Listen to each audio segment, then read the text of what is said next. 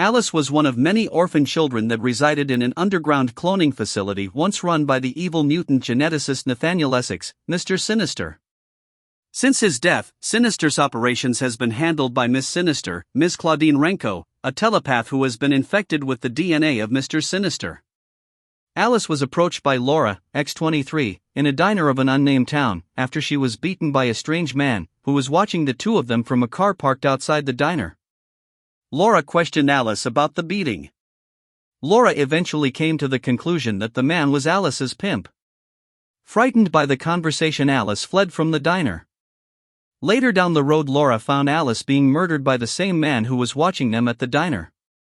Laura acted swiftly, but she was unable to save Alice's life. In retaliation, Laura murdered the man, but before she could bury the dead body, she was confronted by the X-Man, Gambit. Laura agreed to allow Gambit to give her a ride, because he did not pass judgment on her for her actions against Alice's attacker. Their journey led them to a ghost town where they were met by a police barricade, and Alice, strangely alive and fully healed from the bruises of her murder, emerged from one of the police cruisers, offering X-23 information about her mother.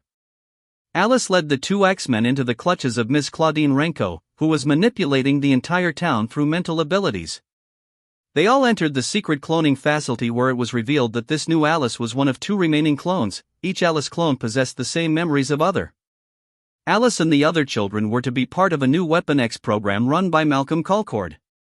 Miss Sinister, realizing that she was losing control of her body to Mister Sinister, who was somehow attempting to return from the dead, began testing the Alice clones as possible host bodies for herself, but the clones were deemed defective. In her continued search, Miss Sinister attempted to steal the body of X-23, but her efforts were thwarted by Gambit and Alice, who free X-23, allowing her to presumably kill Miss Sinister.